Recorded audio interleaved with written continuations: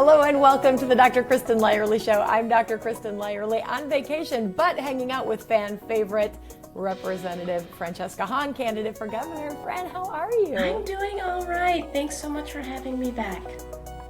Girl, the race is heating up, and we're talking 2 months until the primary. It's getting exciting. So this is that time where everybody is starting to differentiate and figure out what your path is to winning this. So as a physician, I wanted to sit down and talk with you specifically about healthcare, of course.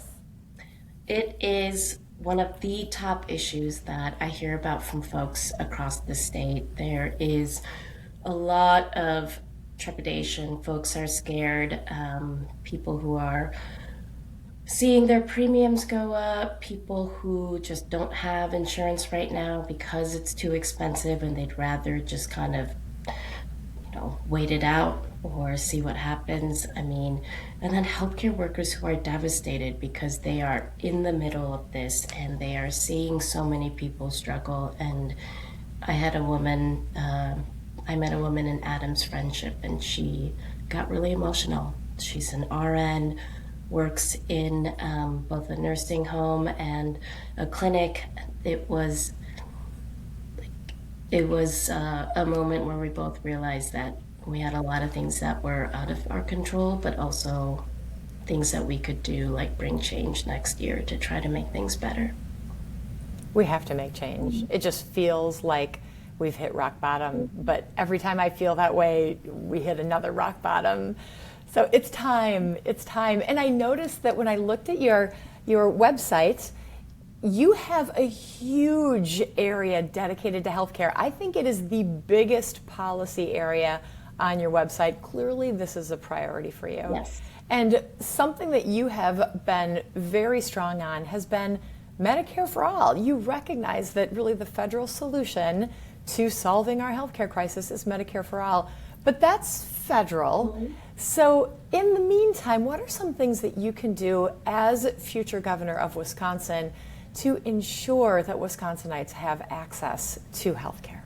We have to do multiple things at once. Try different pilot programs, ensure that we're still expanding Medicaid, looking at public options, making sure that we're expanding eligibility wherever we can, taking care of our care workers, at-home care, folks who are doing long-term care and elder care, and work to bring down healthcare prices. We know that healthcare is expensive because healthcare prices are expensive, and so capping hospital profits, looking at accountability and transparency at the clinics that are receiving tax exemptions, cracking down on claim denials. And so it is going to be a multifaceted, all cylinders firing. Within the first 100 days, we have to make sure that both the budget and legislatively, we're exploring everything that we can to ensure that more people have access to fair, cheaper health care. You brought up a lot of topics there. Let's dig into a couple of them. Hospital price reform. It is one of the most politically difficult fights in healthcare because systems have enormous lobbying power. So how do you actually move that needle as governor? And do you have allies in the legislature that would take that fight on with you? It is a Cold War between insurance companies and hospitals, and folks get caught in the middle. And you're absolutely right, it can be controversial. But I think, as I mentioned before, that we have to try multiple things at the same time. And where the state is going to need to build in additional revenue can come from regulatory things, like looking at how the hospitals that are maybe charging more than what they're getting reimbursed for Medicaid, some of our nonprofit hospitals, while some do great work and should be scaled and get that support from the state, others are following, the regulatory rules that came on them that from like the late 1970s. And it's difficult to see if those exemptions are actually going to care. And, in terms of allies in the legislature, with this being such an important issue, a priority issue for Wisconsinites all across the state. I think it's important that we present all of the possibilities so that we are in the best position to be able to see where we can get to an agreement, a compromise. But I always say that the role of an elected official is ultimately to lessen suffering. And this is where government can be the most force of good, is to make sure that people are healthy. And I think one more thing, I don't know if this isn't listed on the website, but public health is a huge part of ensuring that we have preventative care measures in place, that people are able to get that localized care, because public health is funded at the local level, at the state level, and we haven't been giving our counties and cities enough resources to make sure that they are investing in preventative care and healthcare programs that are locally funded and are working in their communities. And so there's so many levels to this, and I want to work with people, and I think many legislators will agree that we have to be working in many lanes simultaneously and getting the folks the care they deserve. I'm so glad you mentioned public health, because it really is the foundation of our individual health, and it is so at risk because of some of the changes we've seen federally. So whatever we can do on a state level, we need to do for the people of Wisconsin. You also hit on a topic that is near and dear to my heart, and I know a lot of doctors and patients are really concerned about claim denials. You receive care, your insurance or you go to see your doctor, your insurance company denies that care, and then you end up in this fight to get what your doctor thinks is medically necessary care, and you know that it's medically necessary. What can you do as governor of Wisconsin? What specific enforcement mechanisms are you thinking about to lessen the burden on patients and providers when it comes to claim denials? I think it has to be about expanded and accelerated claim appeal programs. And so how can we make sure that when this happens to patients on the front end, that we're ensuring that it's a speedier process so that they have a better understanding of, budgeting or how much they'll be able to fight a claim denial. And then we have some we have to look at all of the ways that the state can actually ensure that we are regulating private insurance companies from doing this. And there are different mechanisms both through the legislature. It's going to be harder to do through the budget, which means that it might take a little bit longer. But I think that looking at ways where people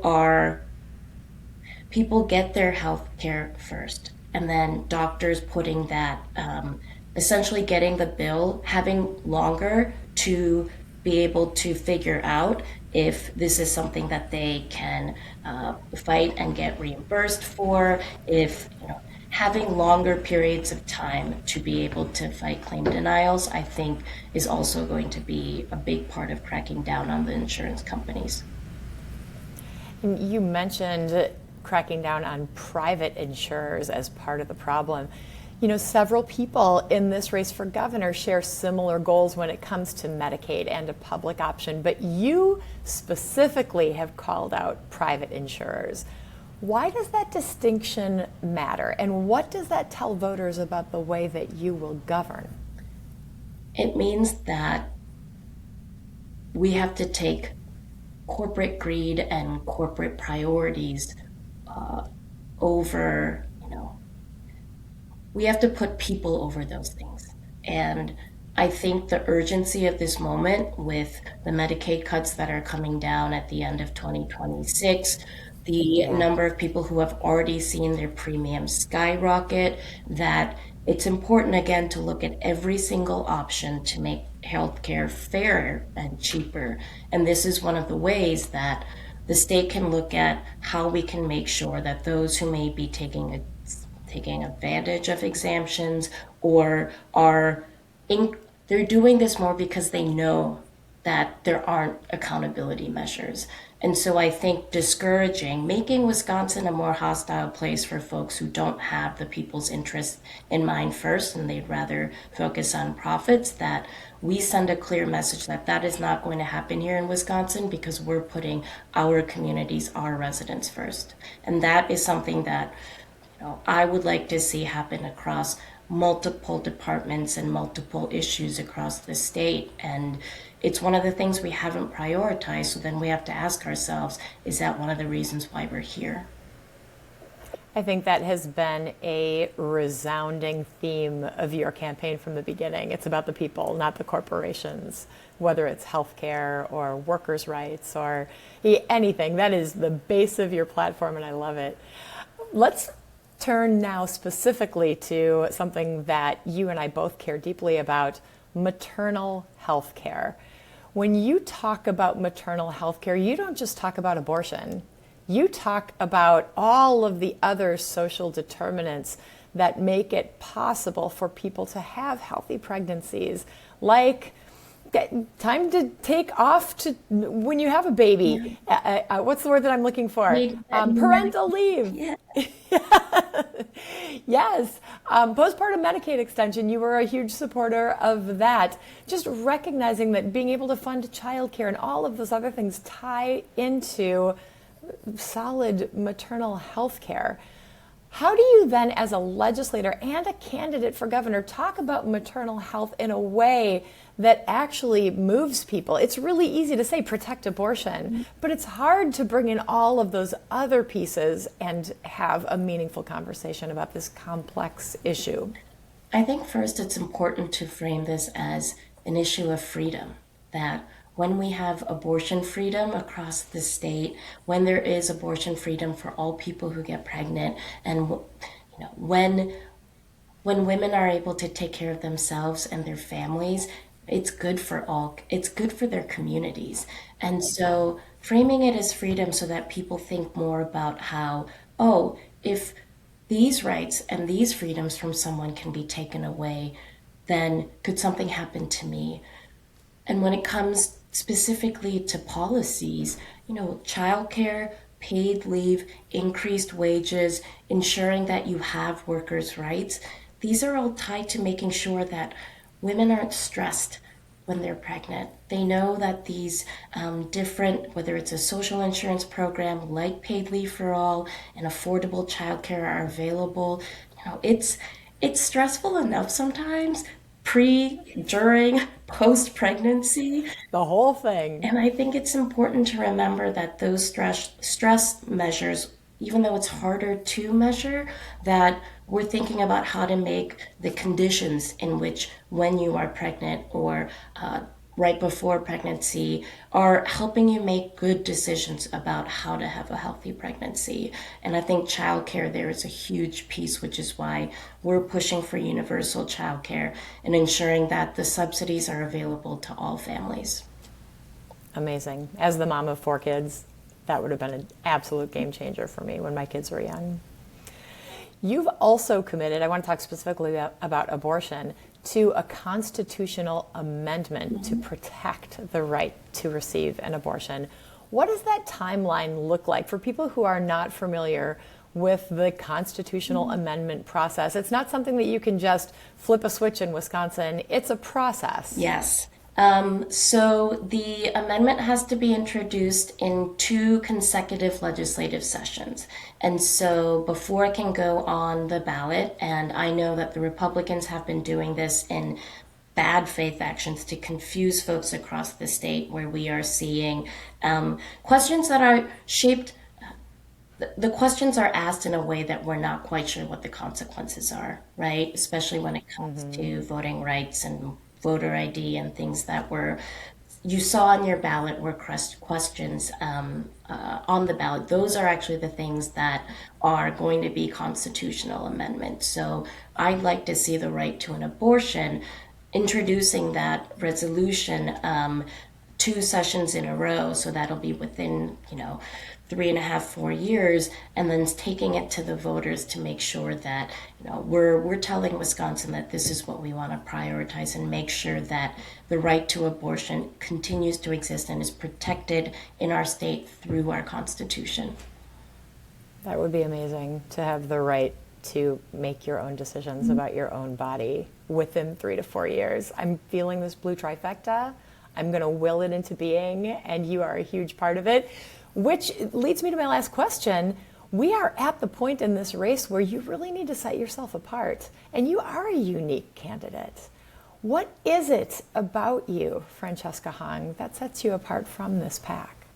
It's my story and where I'm at right now in this moment, to be able to relate to voters, people who felt left behind, folks who are struggling because they're a renter like I am, are amazing single moms who are out there. I have a keen understanding of what folks are going through, but my story is that I don't come from a political, family or background. I'm a service industry worker, proud service industry worker, and I owned a restaurant for 7 years. And I think what I've learned in my time as being a service industry worker is that, I'm going to put other people first always. And it matters to me that we are bringing folks together to talk about issues, to share a meal, and to not only make sure that more people have a voice at the table, but that we're expanding that table. So what differentiates me is really my ability to relate to working class people all across the state because of my story, helping people realize that I'm an ordinary person just like them. I don't think that I'm better than anyone else. And if we have folks who are seeing themselves as equals to the people, we're going to put the people first. I think that's the thing that makes you the fan favorite. Every time I post about you on my social media, people just light up because you, I think, resonate with them. They feel what you just said. Thank you, my friend Francesca Hong, candidate for Wisconsin governor, for spending a little time with me this morning. Oh, happy to be back. Thanks so much, Kristin.